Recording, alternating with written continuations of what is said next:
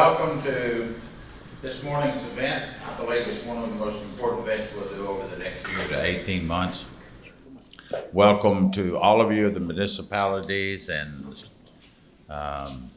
many of the others, professional people that work in this. We're going to go around the room and let you introduce yourselves. Also, if you would, identify who you're representing or your area of expertise. And then we'll turn this over just immediately after that to Greg Dale, who will be kind of taking us through the processes this morning. You will notice the Channel 3 here in the county, we are taping all of these. It's not a live stream, but it will be taped for production later on or to any of your areas that you want. I would ask that you also silence your phones if you haven't done so, just to be sure that your bookie doesn't call that you won the Olympics first prize gold medal. All right. Well, with Vernon on my immediate left, we'll let him start. Just introduce yourself, who you represent, and we'll go around the room. You want to do the mics as we go around? Where is the mic? There's one right there. We have a few mics around the room. There's a few mics around the room? Yeah. Okay, thanks. Hey, Vernon? Good morning. Thank you, Mayor. Vernon Gurr, City of Franklin, one of the Assistant City Administrators. Good morning. I'm Andrew Orr, Long Range Planning Supervisor for City of Franklin. Kel McDowell, I'm Director of Government Affairs at Williamson, Inc. We're the Chamber of Commerce and Economic Development organization here in Williamson County. And I'm Chuck Barber with Middle Tennessee Electric. I'm over government relations for our company. I'm Jeff Davidson with United Communications. I work for Chuck. Good morning, Jim Hageman. Thank you, Mayor. Mayor of Spring Hill. Thank you. Calvin Abram, Director of Planning, Spring Hill. Pam Caskey, City of Spring Hill, City Administrator. Kirk Bednauer, City Manager, City of Brentwood. Kristen Korn, City Attorney, City of Brentwood. Todd Petrosky, City of Brentwood. I'm a planner. Scott Collins, City Manager, the economic engine of Williamson County, which is Fairview, Tennessee. No need for me to say anything after that. I'm Debbie Running, Fairview Mayor. I had to think. Victor Lay, Town Manager, Nolensville. Diana Tomlin, Town Planner, Nolensville. I'm Michael Wood, I'm the Planning Director for Thompson Station. I'm Catherine Harrelson. I'm the Management Fellow at the City of Franklin. Eric Stuckey, Franklin City Administrator. John Shore, Interim Alderman for the City of Franklin. Shauna Billingsley. I'm the City Attorney for the City of Franklin. Ken Moore, Mayor of Franklin. Chaz Morton, County Commissioner, 9th District. Emily Wright, Planning Director, City of Franklin. Robert Green, Soil Conservation District. Good morning, Will Denami, Government Relations, Williamson County. Jeff Mosley, Williamson County Attorney. Christy Ransom, one of the county attorneys for the Planning and Zoning Department. I'm Mike Madison, Planning Director for Williamson County. Greg Dale with McBride Dale Clarion, and I'll be facilitating the meeting here in a few minutes. And I'm Rogers Anderson, the mayor. So little house cleaning issues. If you need to go to the restrooms, out the door here, down the hall. Oh, I see Joe Horn. I forgot to introduce you. Joe Horn, Community Development Director. He was sitting in the back. Out the door, there's restrooms out there if you need it. You need those facilities. Again, I want to thank you. It's very important what we're embarking on, and to the many people that have already had several conversations and meetings trying to get this set up. Thank you very much. Greg, would you kind of start us off? We're scheduled to be in here till 11:30. If you can make it, that's great. If something comes up that you need to leave, we understand. We'll try to keep this on the fast pace. Corey Napier just walked in, Mayor of Thompson Station. I won't put him on the spot. Thanks for being here, Corey. Greg's here.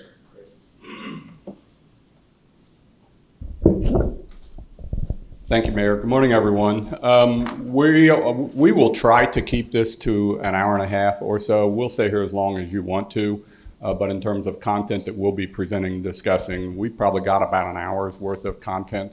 And then to the extent that you want to discuss it and follow up with that's fine. But we should be able to get you out of here in an hour and a half or so. So let me tell you what we want to try to accomplish here. I know you have received the agenda in advance. It might help to just kind of fill you in on what's been going on since this group last met in May. The main activities have been occurring at what we're calling the planners group level. And that was a bunch of the folks who just introduced themselves here. And I think in your individual communities, you're aware that your planners and probably your elected officials and other administrative officials have started this process of growth planning for your communities. The planners group has met virtually 3 or 4 times, I think 3 times now. So we've been busy, but mainly they've been busy. Your communities have been busy. And what we've been working through with the planners group is kind of the approach to how everyone's going to be doing that. And you're going to hear in a little bit from the planners to give you a status update on what they've been up to in terms of how they're organizing their thinking, how they're engaging in public outreach, how they're doing their analysis in terms of growth forecasts and looking at cost of public services and infrastructure and so forth. So that's what we've been up to. So I want to show you or just talk about the updated project management plan, which you have. It won't take long. There's just a few things I want to point out on that. I'm going to then take a little bit of time and walk through the guiding principles. You may recall that one of you, I don't remember who it was, actually suggested the idea of putting together some guiding principles. And we approach that as things that we think we probably agree on, or at least are close to agreeing on, in terms of what our mission is and what we're trying to accomplish here. So we want to make sure we get your comments on that and see if you're good with those. Christy's going to talk a little bit about just the process of the meetings here. Obviously, there were a few changes from the last meeting, including the agreement, the decision that this should be recorded. So Christy will talk about that, and then we'll go around the room with each of the representatives of the planners group to talk about their work, and then we'll get into the symposium planning, and I'll tell you what we have in store for that, because we're pretty excited about that. We think we have some exciting things to talk about. Project management plan, you have that in front of you. A couple of changes from when you saw this previously. One of them that you've probably noticed is that we changed the time frame in the sense that this project management sheet simply shows your all's capacity as an advisory group. We wanted to be very clear. I think you all understood this, but we wanted to be very clear to the public that the process that we're involved in right now is entirely an advisory process. And so we've kind of changed some of the terminology. We hope that at some point you all in your communities will get to the point, sometime around the end of the year where you're saying, we are ready to initiate the formal statutory process of growth boundaries. We hope it gets to that. It's theoretically possible it doesn't, because right now that has not been started. So what this project management sheet shows is simply the part of the work that we're doing now.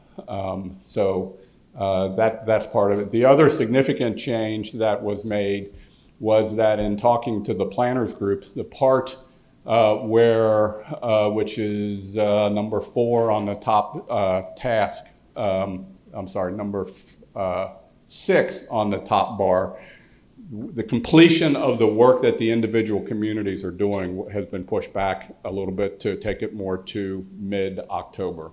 All of the folks on the planners group agreed that they needed a little bit more time than what we were providing for. We did that. We think we can accommodate that within the overall project schedule. We're not concerned about that.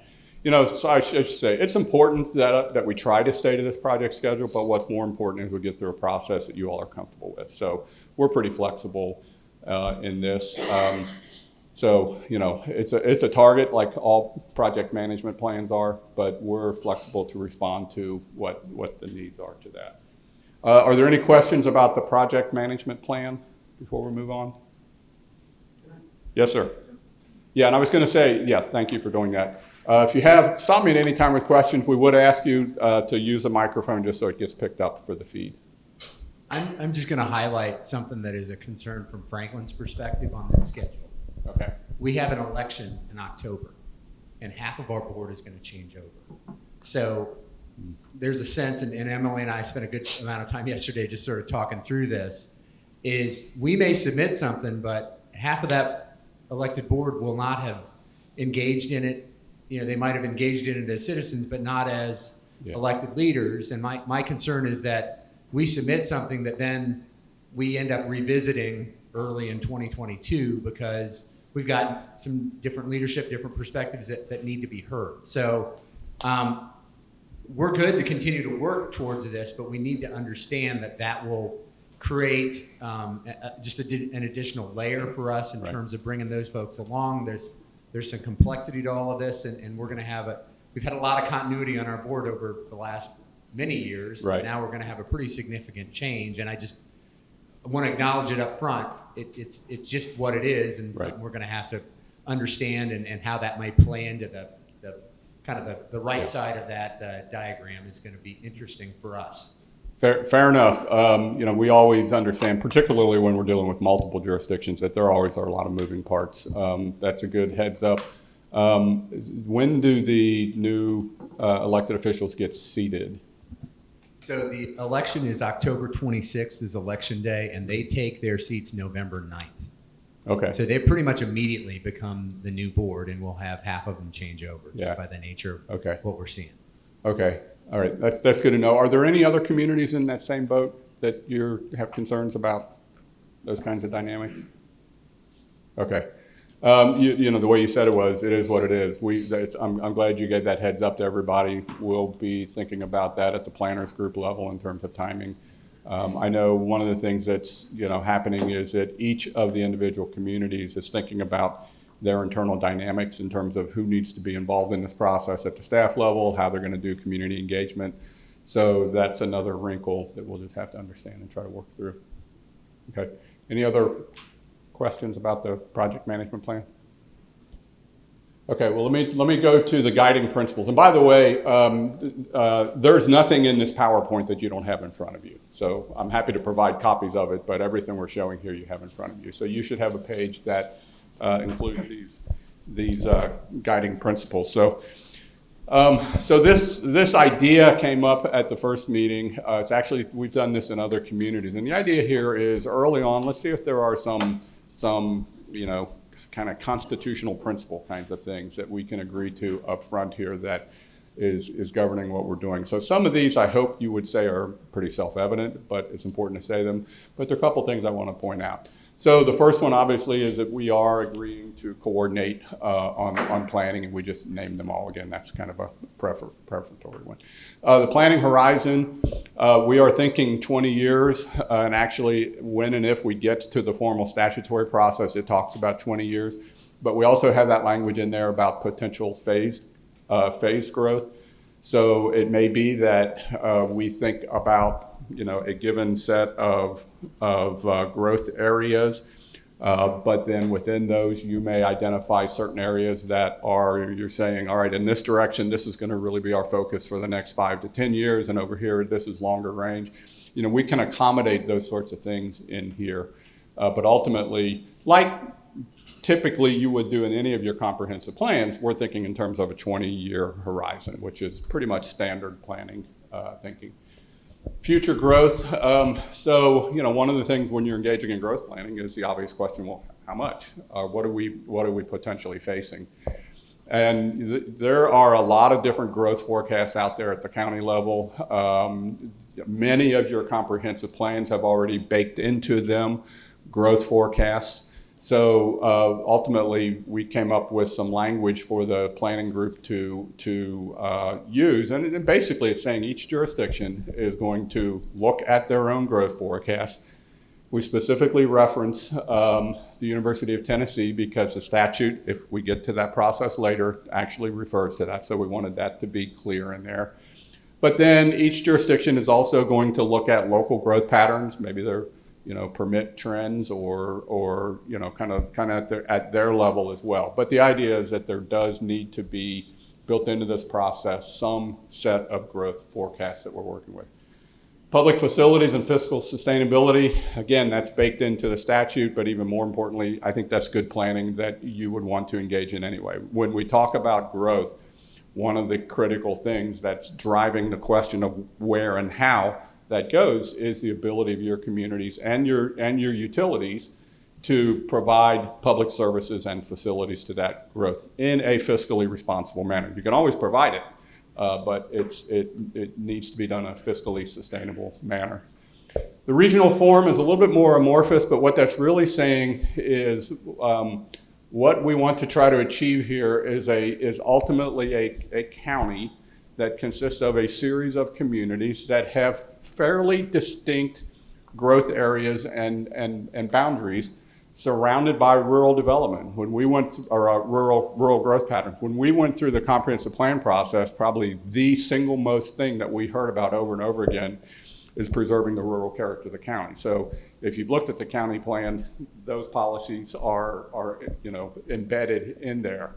So what we're really trying to get to is a point where in the long term you have distinctions between communities and between communities and rural areas. What we don't want to hear, what we don't want to see is that kind of growth that just blends all around the county, right? So it's like, all right, I don't really know when I'm entering Franklin or when I'm leaving. I don't know exactly when I'm going through Brentwood. We think, we propose that we have a regional form with distinct communities and rural preservation around it.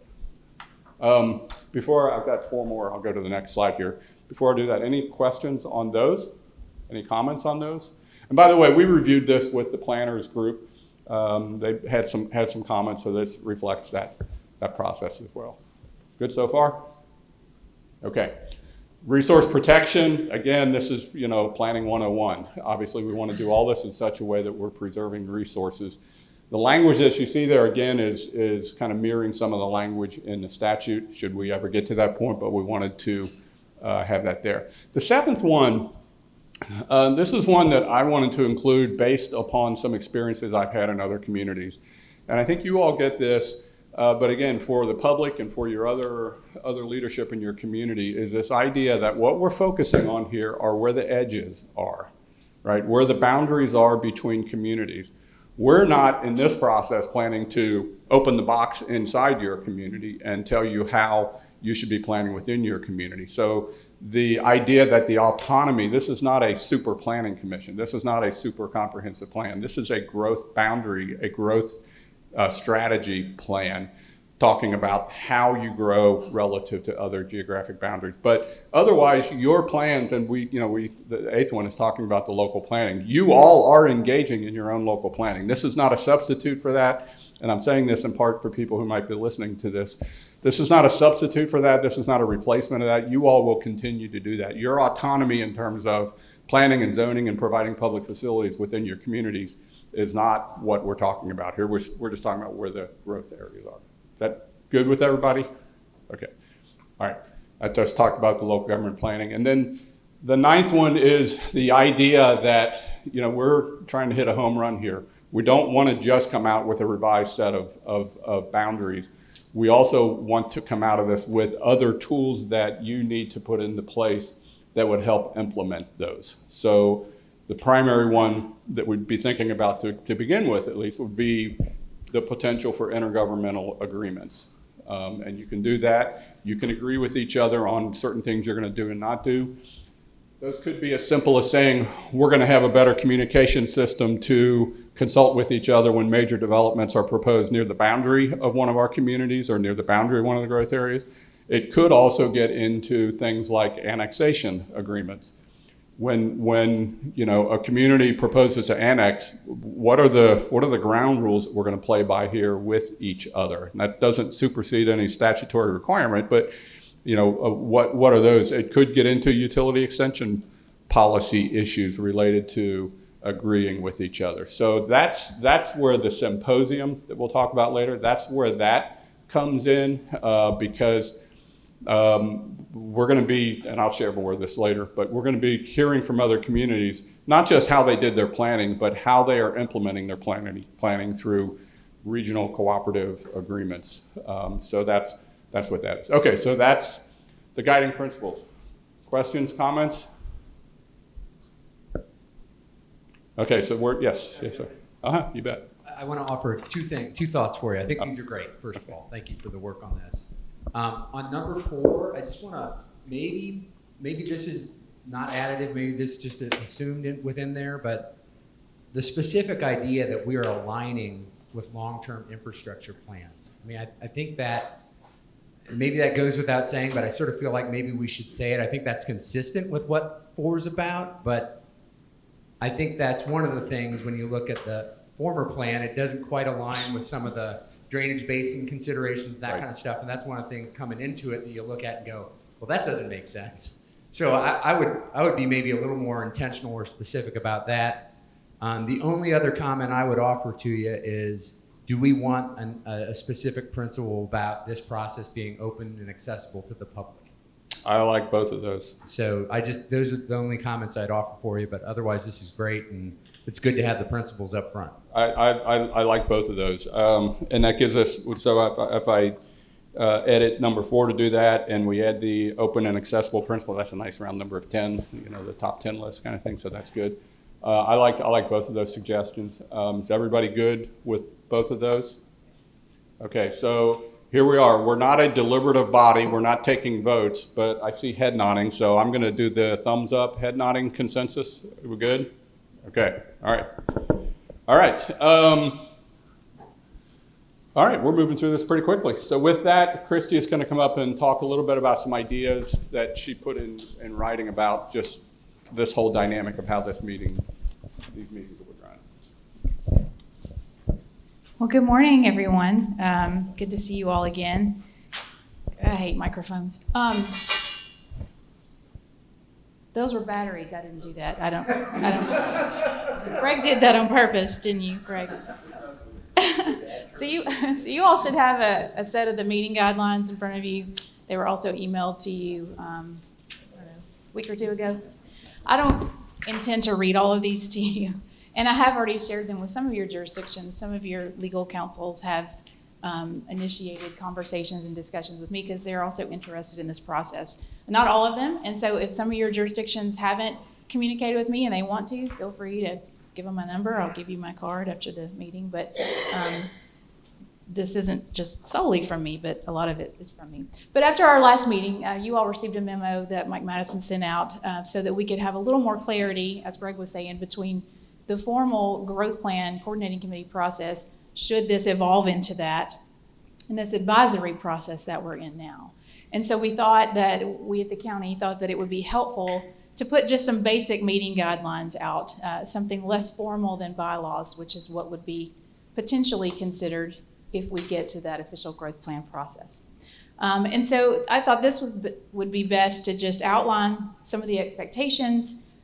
You'll notice that the groups that are named on these meeting guidelines coincide with what you saw on the timeline that Greg discussed earlier. And essentially also just sets out what the purpose is, that this is an advisory group.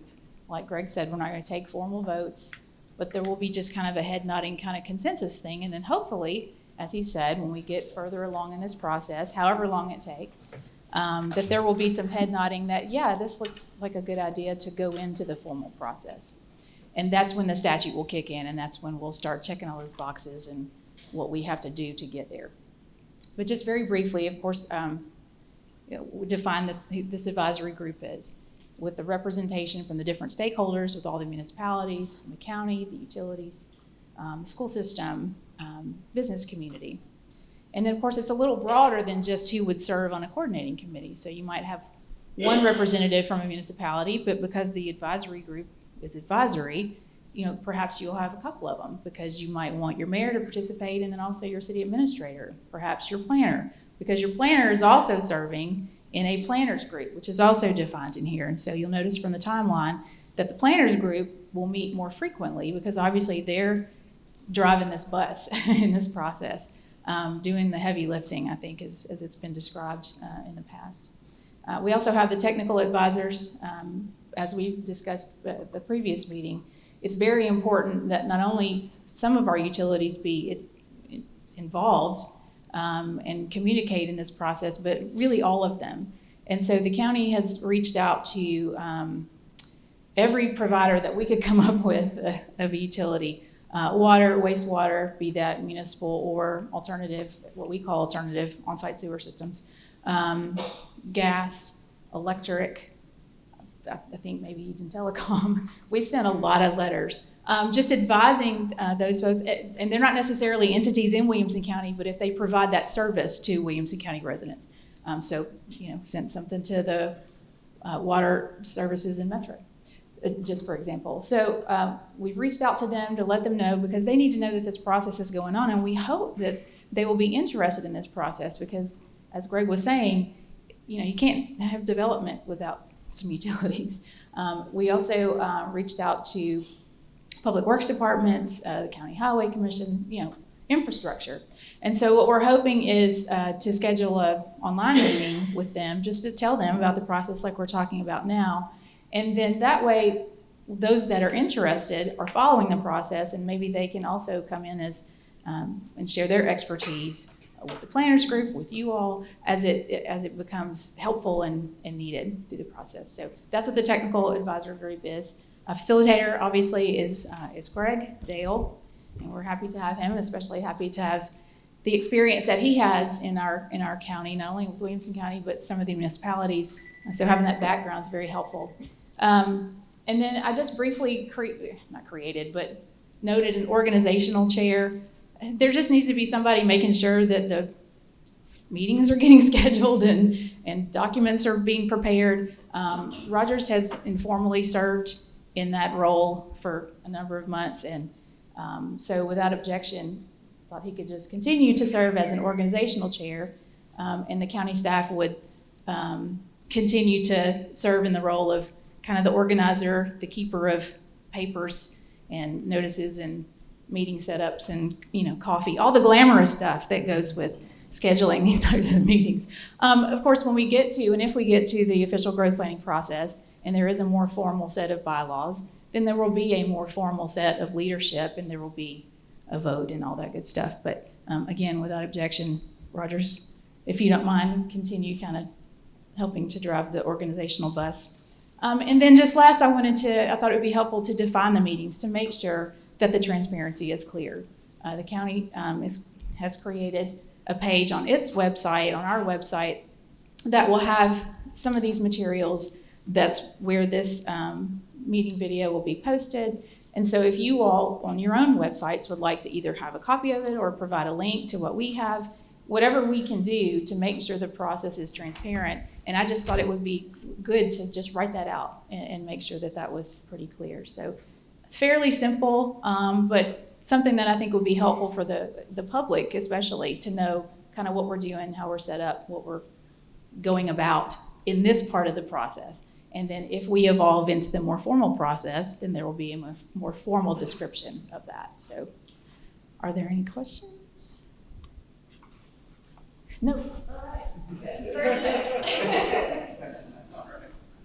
Thanks.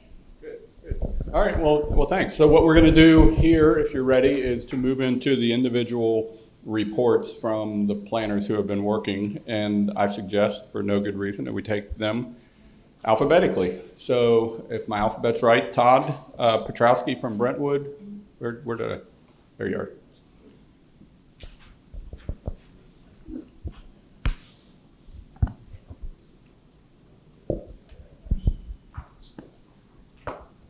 Actually,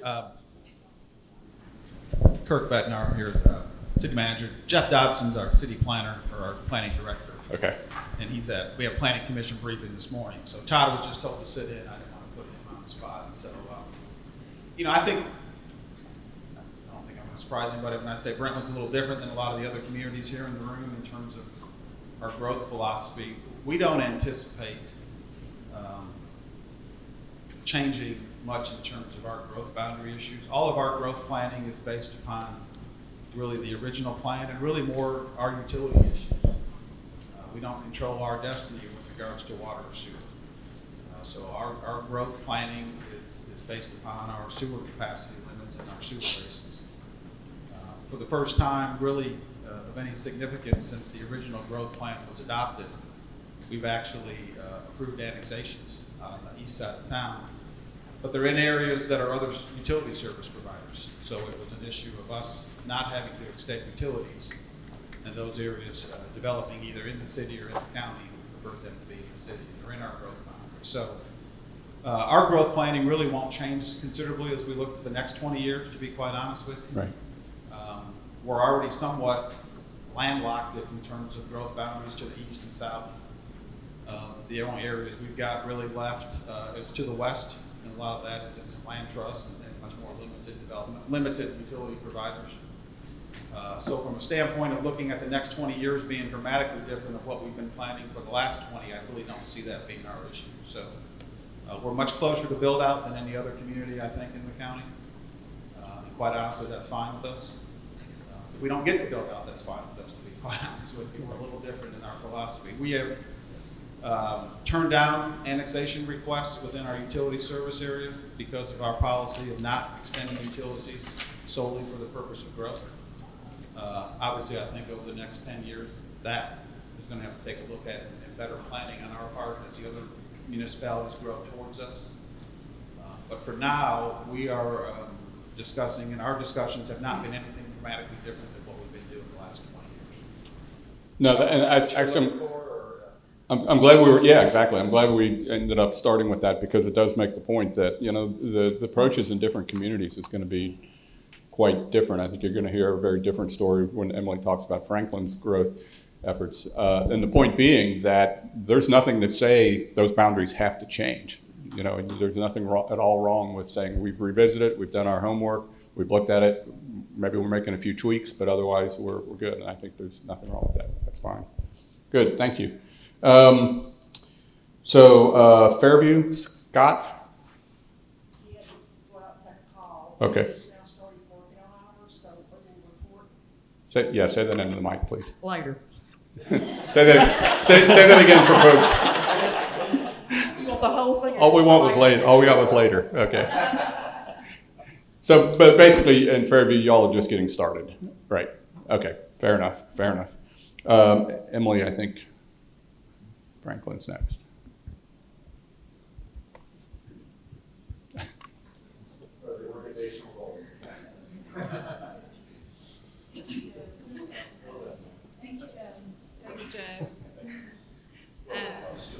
Well, again, I'm Emily Wright. I'm a planner for Brentwood, planning director, and we've been going through a pretty extensive process just internally already, looking at our existing growth boundary and thinking about what makes sense from a service perspective primarily and also an infrastructure perspective. We have a really large urban growth boundary in terms of land area, and we've tried to divide it into break it down into bite-sized pieces. So we're looking at individual drainage basins, 1 or 2 per week at this rate. And we've preliminarily looked at all of them. We don't have a lot of questions answered at this point, but we are working through it. And this is something we've been looking at for a couple of years, so it's not really new to the majority of our staff. We've been looking at annexation priorities since 2018 and strategic growth versus growing in all directions at the same time. So, we're just trying to work through some more of the details at this stage. But we do meet weekly with an internal working group with representatives from our engineering department, our water and sewer department, and parks department. Our planning staff, led by our long-range planning supervisor, Andrew. We're looking at population projections and our public outreach strategy. We do plan to have a kickoff meeting coming up in August, just purely informational at this point, because we don't have anything else to share quite yet. And then we have created the project webpage over the last week or so, and we'll link that back to the counties as well. We'll try to make sure that those are kind of talking to each other. But that's pretty much where we're at right now. We hope that by the end of August, we will have some proposals that will have been discussed with city administration and kind of a larger group by that point. So, thank you, Emily. So one thing to clarify again, especially if anybody's listening from home later when they watch this, remember that when we talk about citizen participation and public engagement and public meetings, we're in this informal advisory process, but each of the individual communities is thinking about and will be doing public engagement within their communities as they see fit. Eric, along the lines of what you're saying, to make this as transparent, as open as possible, even though it is simply an advisory process, there will be public events, and each community is deciding how to do those. It may be a public meeting, it may be an open house, it may be online, it may be any number of things. And then again, just remember, when and if the statutory process is triggered, there are mandatory public meetings as part of that. We're not there yet. And so if anybody hears the term public meetings and public engagement here, we're using it with a small p, public engagement, in this advisory process. We're not in that formal process. So I just, again, for folks listening, I want to be clear with that. Okay, any questions for Emily? Good, okay. So Diana, Nolansville? Thank you. So we're just getting started with our plan. We are similar to Brentwood that we do not have any utilities, but we've had some internal discussions, and that sounds fancy. Internal discussions, meaning Victor and I talked about it with the town engineer. We're small, but we do have a public engagement coming up August 10th. We're trying to not let this get swallowed with a lot of other things going on in the town. We also have a new zoning ordinance update started and a major thoroughfare plan, and the Planning Commission is trying to do an internal update of the comp plan. And so this is going to kind of come into play with that note and the EPA thing. So we've got a lot going on. We're going to have public engagement, and I'm sure this topic will come up, which will help us through the process. We have a web page that will go live sometime in the next few days. It's pretty much just the information here and what we've looked at from here's where our urban growth boundary is now and where we're thinking based on we've had people come in saying they want these properties annexed. And so that'll be open to the public for them to see just where our thoughts are. But we're very beginning stage. Good. There are a couple of points that came out of there that occurred to me. One is the work that we're doing here ought to nestle nicely with a comprehensive plan update because you're dealing with a lot of the same issues. So in some of your communities, you could be thinking about this as being related to your comprehensive plan, which looks at the same issues. The other thing that just occurred to me when you were speaking, there's nothing that says that if you have a public engagement that it needs to be only devoted to this. So if you have something in your community where there are a couple of issues that you want to have some discussion on community-wise, this could be part of that, but there could be other things. So it doesn't, again, this is however it works best for you all. Okay, good. Any questions for Diana? Okay, Calvin, Spring Hill. Hey. Hello. There you go. Calvin Abram, Spring Hill. Spring Hill is, we're at the beginning stages of our urban growth boundary information. We have identified what our urban growth boundary is. However, we are in the process of internally having conversations that we can provide several of the points within the principal guidelines and principles as of infrastructure, adequacy, and things as of that. We are having an amendment to our Unified Development Code that's going to actually assist us with gaining more data-driven information when it comes to infrastructure improvement throughout the entire city, but more so it would help in the areas that we have identified for our urban growth boundary. We're working not only with our other departments, but one department in particular, our communications assist us as we identify the outreach engagement process that we have. And once we get through that entire process, getting the rest of the information, then at that point we can create a document that we can provide to our elected appointed officials and staff and ultimately to the board. Right. No, that's good. Have you all thought yet about how you're going to do the public engagement in your community? That's still a work in progress. Okay, okay. And one of the other things that Calvin just said that is an interesting point for us to think through in this process is at some point, you each are going to have a set of growth areas that you're thinking about. And by the time you bring it into this process, you probably want to have some sense that that is a set of growth areas that your community can accept. So you kind of were suggesting that would go to your elected officials. And then the other thing that will happen is it will come before the planners group. So at some point there will be a big put it all on a single map kind of thing and see how it looks, because ultimately by the time we bring it back to you for your advice, we hopefully will have worked out any kinks and any, one of the questions that came up in the planners group is what happens if one of our boundaries conflicts with somebody else's boundary? And, the simple answer was, y'all need to get together and try to work that out, right? So what we hope happens is that at some point we have a single map with a set of growth areas on it that reflects the consensus in your community, has gone through the planners group, and you look at it and say, yeah, that's really getting there. Let's start this formal statutory process and put that out there, recognizing that it could continue to evolve. So anyway, my point is there's some internal dynamics that we should all be thinking about, but I think the overriding principle is, first of all, it's working within your communities, within your staffs, within your elected officials, with your public, and then it will end up being put on a single map that will come back to us. That all makes sense? Okay. Let's see, Micah. Thompson Station. So we actually started with our public engagement process. I don't think your mic's on.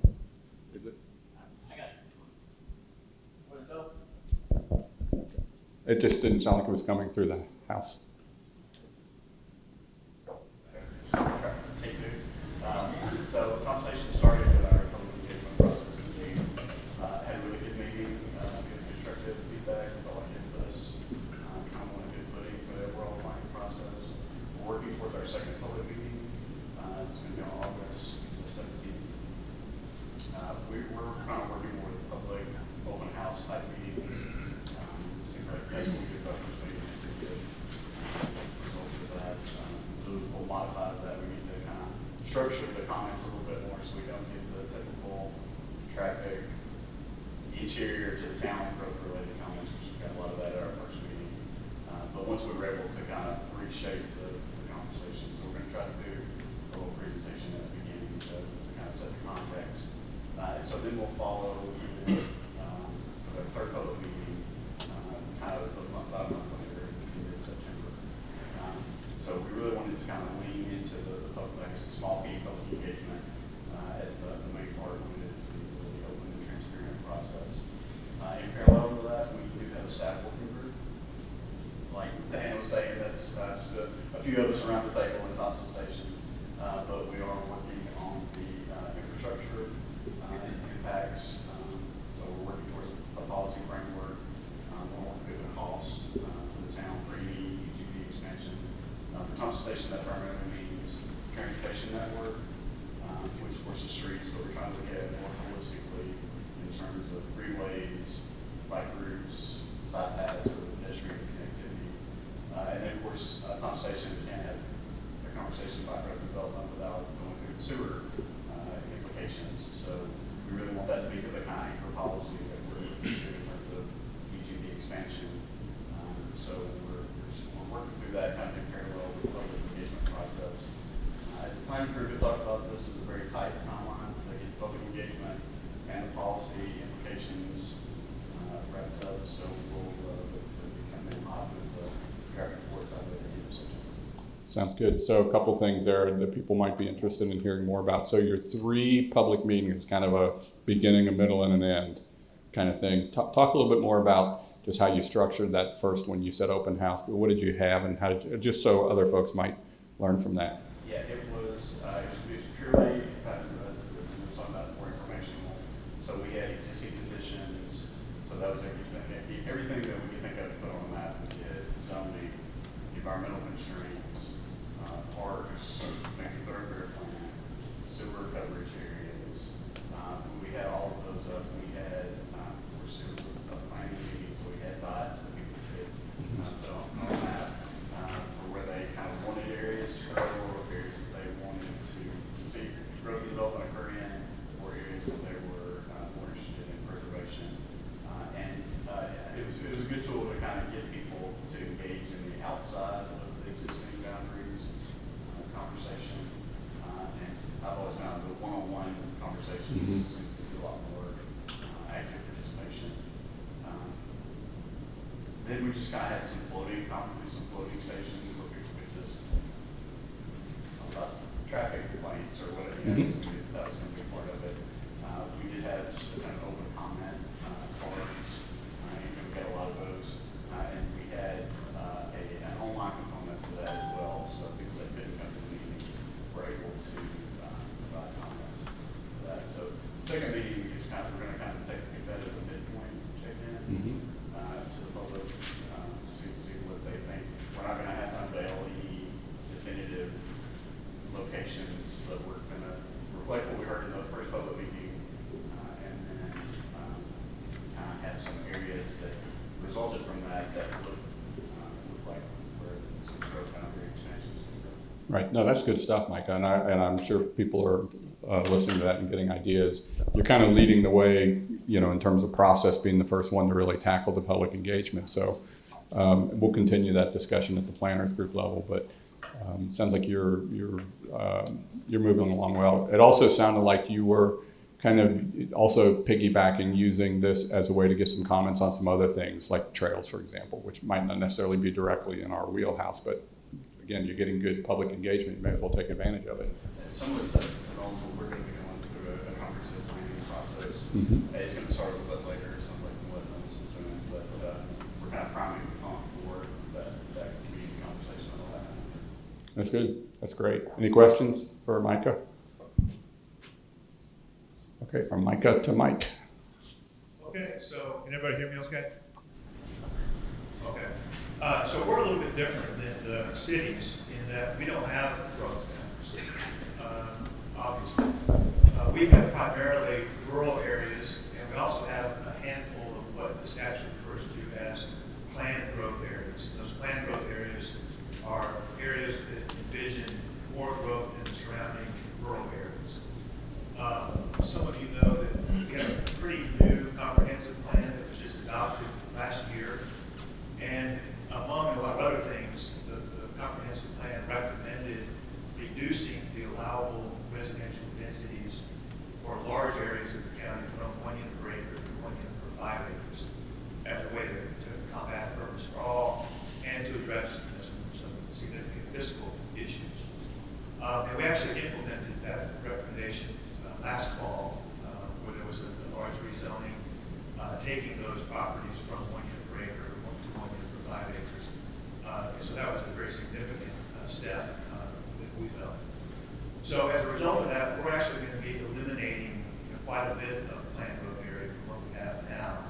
And we're thinking that our planned growth areas will primarily coincide with, we've got a number of villages throughout the county, which are areas where there's mixed use and higher density, surrounded by and serving the rural community in those areas. The comprehensive plan also recommended a couple of new villages. One is out at Rutterville, one in Arrington.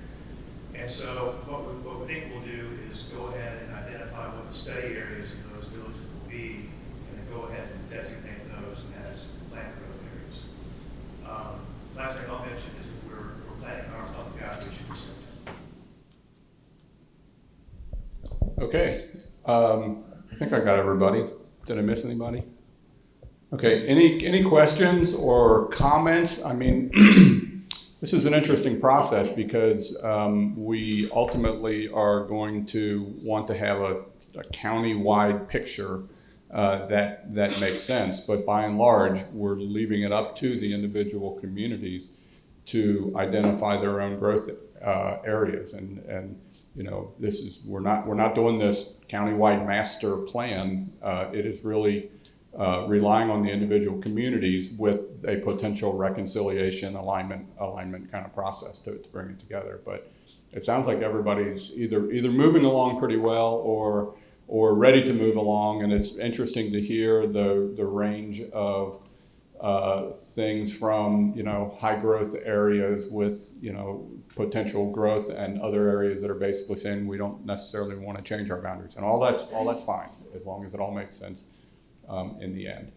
Okay, so anything else on that? Does that all sound good? Thumbs up? Okay.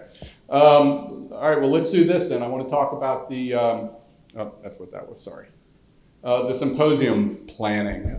So the relationship of this to what we just talked about is, by and large, that discussion we just had is talking about primarily about geographic areas of growth, where they should occur, where they shouldn't occur. The second piece of this, which we think is critical, is just putting those lines in place.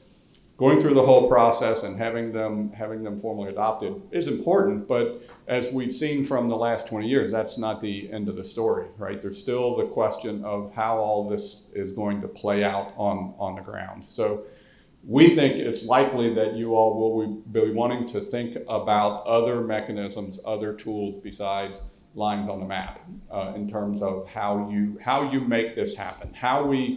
How, as we were saying in the county plan, how do we do a better job of making this system work for all of the communities in the long run?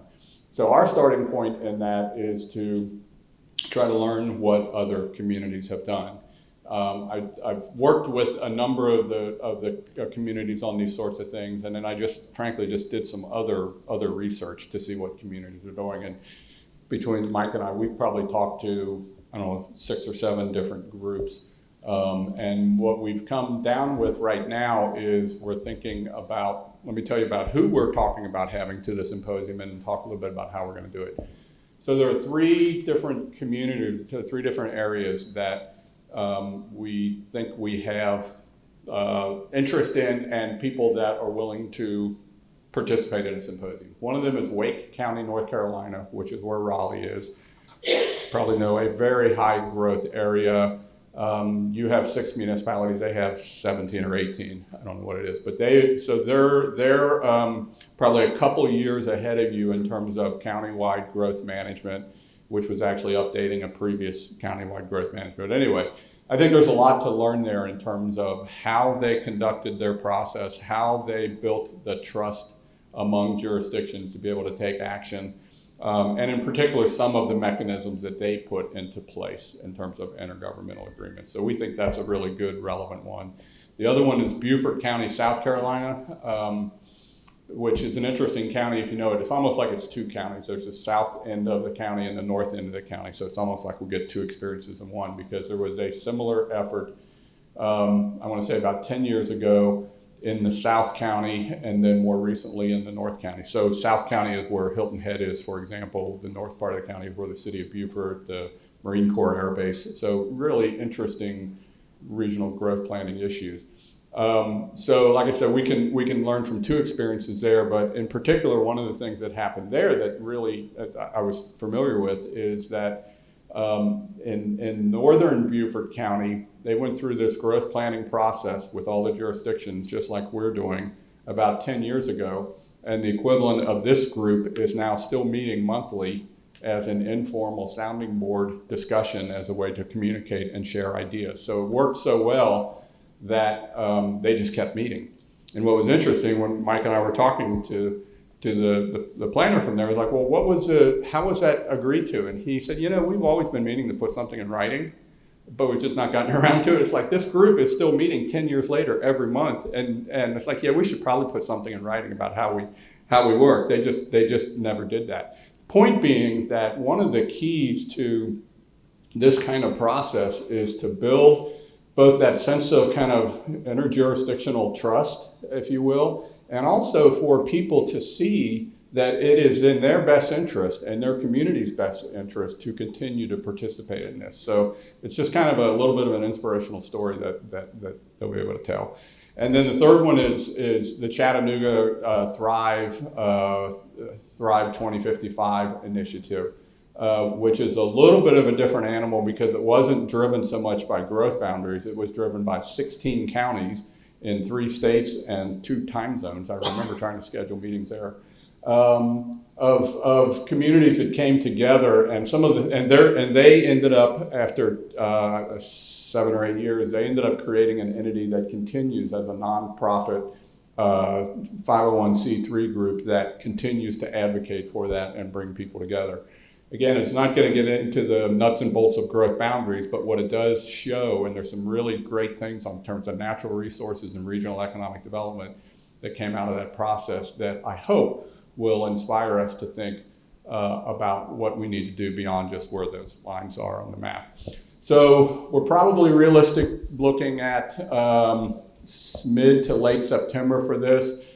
You know, it's crazy because at one point when we first started, it was like, well, we're assuming this is going to be online. And then it was like, okay, things are better. Let's make this live. I know Mayor Anderson really wanted to have a vibrant group of people together. And so it slipped back a little bit. We're still planning to do that.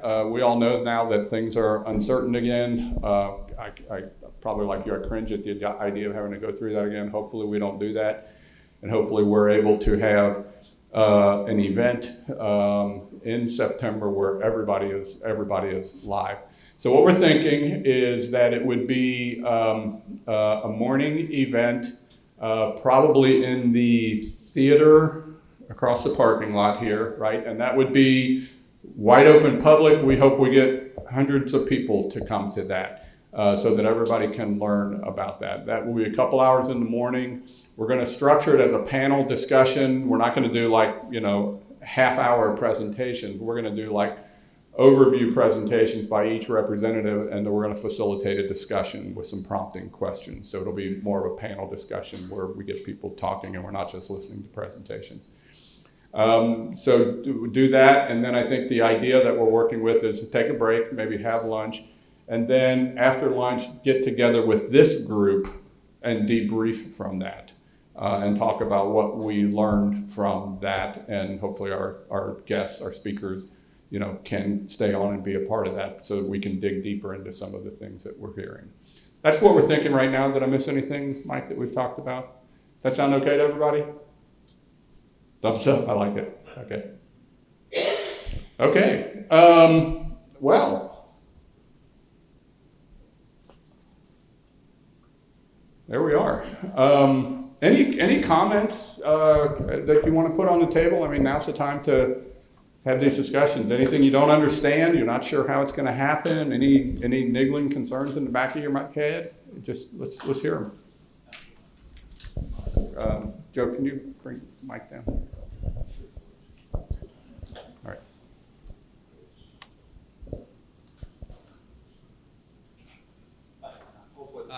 I think the one thing we all need to remember, that the dynamic that's changed from 20 years ago is what the county just did in terms of its rural areas. And that density of 1 unit per 5 acres. Because I know that wasn't easy to do, and I think it was the right decision, but I think we all have to kind of make sure we go back to the guiding principles of public facilities and fiscal sustainability, because I'm concerned that those landowners who weren't really happy with that decision may see this as a land grab to try to get into UGBs that they might not have otherwise done for the density of potential growth there. And I think that's a challenge for all. I assume if, as these boundaries changes, and I know this is not an answer today, but the planners will talk about this, that if there's areas in the county rural area today that are now 1 unit per 5 acres that become part of a UGB, then is the county going to zone them back to the MGA 1, or what happens to those? Likewise, if there's area, and this may not happen, but if there's areas that are in a UGB today that aren't in a UGB in the new plan, do those default to a 1 unit per 5 acre density planning? And again, I think that the landowner incentives and interests may be a little different as we go through this process than maybe there was 20 years ago. And I'm just Yeah. throwing that out there, that we've got to be cognizant of doing this the right way and not be public pressure about wanting to be in because of what's happening in the county. Good point. I'm glad you raised that, because that very issue of what happens if there is an area in the a municipality's growth area, it's in the county in the meantime, what happens if somebody wants to develop in that area? So, there's a couple ways to think about that. One is you keep it zoned that low density and hope that it encourages people to move into the municipality. But the flip side of that is if they go ahead and develop it at the 1 unit per 5 acre density, think of these growth areas as a valuable resource. If you go to all the trouble to put something in a growth boundary, you don't want it to develop at 1 unit per 5 acres, because that just used up that land that could have been used at a more efficient way. So when we talk about the intergovernmental agreements and how we can buckle this up into a system that works, I think that's one of the most critical issues that you're going to have to face. So I could see an intergovernmental agreement. And I don't know if it's a master agreement that applies to all, or if it's between the county and individual jurisdictions. We don't know. I could see an intergovernmental agreement addressing that very issue. And it also relates to utility services. But you just put your finger on, I think, one of the real critical issues that we've been wrestling with about how to make this work. What happens to the land in the growth boundary when it's still in county territory? And in particular, if it comes in under county zoning and develops with an alternative system, which your municipalities aren't going to want to be working with, right? So that's a really good point. So put a flag by that one in terms of how we approach it. That's good. Are there other things like that? I mean, I'd rather hear it now than 6 months from now. Yeah, Eric. Thanks, Joe. Finally got that one working, I think. We couldn't decide if Joe. We're working Joe today. We didn't know if Joe was Phil Donahue or Jerry Springer.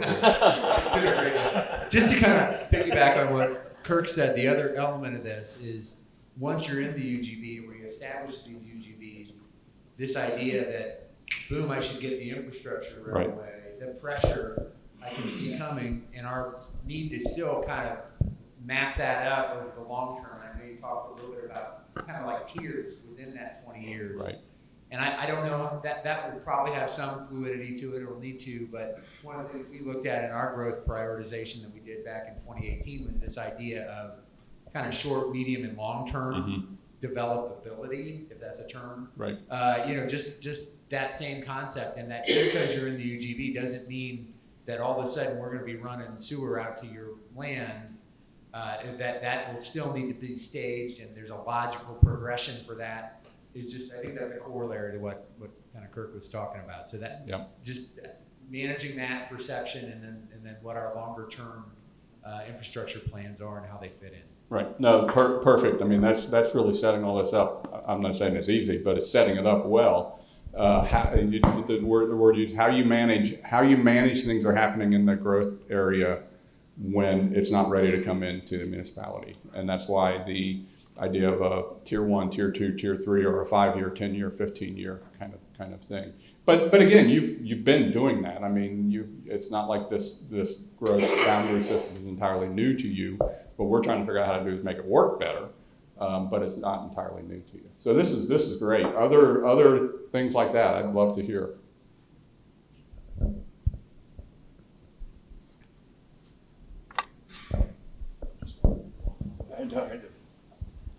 I'm sorry, I don't have anything to say.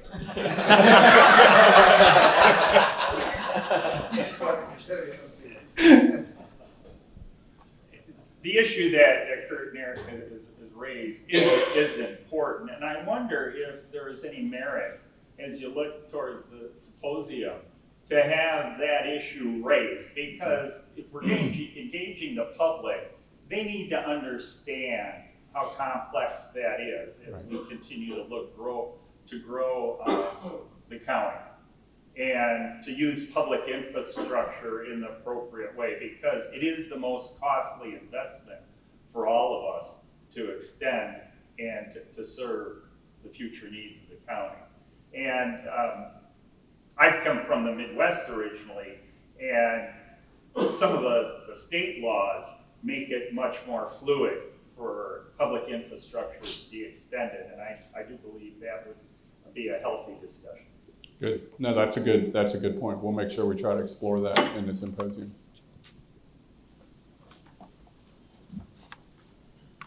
Other comments or questions?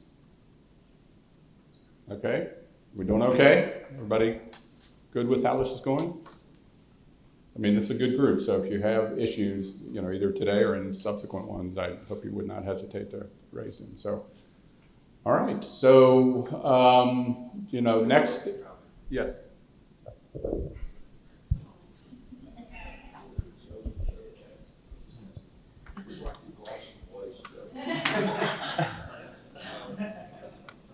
I wanted to raise the issue of how our General Assembly changed the process of annexation. And I'm glad that you're going to have the Chattanooga area involved with that. And I want you to keep in mind, are there things that can come out of this entire process that we can take back to the General Assembly, control our destiny in the future, show that we can do it in an orderly manner? No, that's a good point too. So let me deal with the second one first, and then I want to come back to the annexation. So we have talked a little bit about how one of the future steps that come out of this could be to lobby for some legislative change that works with us. I think you also, as I understand it from the attorneys, you have pretty broad discretion about how you structure intergovernmental agreements to agree with it. But I don't want to lose sight of that point because it's something that I've wrestled to understand myself. So can we talk just about, when you talk about the state law changes as they relate to annexation, let's make sure we understand what that is and how we think it might have implications for us. So can somebody just kind of summarize what that is? Yeah, Sean. So say someone's in we worked this whole thing out. Someone's in Brentwood and we decide to give UGB shows the line, that person's property's in Brentwood. They come to us, City of Franklin, and say, we really don't want to be Brentwood, we want to be Franklin, or vice versa, or any other city. The state law almost requires us to at least allow them to apply and contemplate it. Like, I don't think we could say, no, we're not going to take up that annexation request. We have to at least try. And now we could agree interlocally that we won't say yes, but, boards change. So I think that's really kind of the issue. We're hearing from our legislators that it's personal property destiny. They get to ask and they get to try to get what they do. So is it safe to say it this way, that what's happened is that 20 plus years ago, the legislature adopted this 1101 system of growth boundaries, and then subsequently, years later, they changed the annexation laws to essentially move away from that idea. In other words, make it easier for people to annex outside of those growth boundaries. But harder for us to control our own destiny. Right. We can create the UGB lines, but we can't annex unless the property owner wants us to or asks us to. Right. And that can play with the line, whether they want a Brentwood address or a Franklin address or Thompson Station address or whatever. So we don't really control our destiny at all. And just to add on to that, from a high level, what it does is it makes growth over time incredibly blurry for cities as we're thinking about our growth over the next 20 years. And when it really makes us contemplate non-contiguous annexation, which is really difficult for us to provide equal and fiscally responsible services to all of the city residents when we're contemplating non-contiguous annexation. So really, in some ways, it's either stagnating growth of the municipalities or creating a growth that is not fiscally sustainable. And so I think that we're given two options, but neither is very good. And so that's kind of where I'd just leave it for now, but something to think about. So two hurdles that I'm hearing, two issues, and this is where this becomes a discussion, not just where the lines are. One is the issue of what happens, how do we treat unincorporated area that's in a growth boundary when the community is not necessarily ready to deal with it right now, right?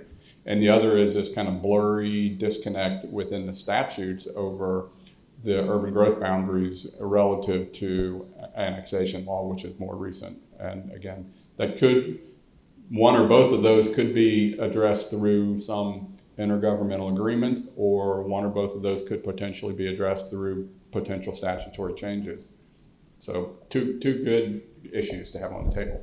The other thing, we've had legislators literally say, we don't know that UGB even matters anymore. Right. And so that's something we need to be really thinking about, how you say, well, maybe it should, and here's why. And there's Right. an advocacy to why this kind of planning makes sense. Right. Yes. And so advocating for that and convince them that they should care, that should be important. But in the alternative, if the answer ultimately is no at the legislative level, we don't care, then we need to figure out how to organize our own house with our own set of intergovernmental agreements. I was going to say what Eric just said. But I do think the only way to resolve this is for this group and all subsequent groups, and I think it's probably more subsequent groups than it is current group, because we're all in the room, to make sure that we have good, strong intergovernmental agreements and we all buy into the planning values that we've talked about, and that we continue to educate future elected officials. I mean, this is not we do it once and put it on paper and it goes away, because the law no longer supports that work. And that's the real issue. You know, before, when the law supported UGBs, you could make these plans and engage them, or, you know, lay them down on paper and they would work. Today, it's an exercise, and it's really about education, planning principles, and good intergovernmental agreements that have to be undone to stop working, that are going to actually make this process work. Yeah, well said. Well said. Yeah, that's good. Anything else? Well, let's leave on that strong statement then. So we don't have a next advisory group date scheduled. We'll get back to you on that. But you can continue to work with your planners and in your own groups and in your own community. So right now, I think is keep our heads down and focus on the different groups. We'll continue to meet with the planning group periodically just to share information and just the kind of thing you heard today. So otherwise, Mayor Anderson, do you have any closing comments? All right. Thank you all very much for coming.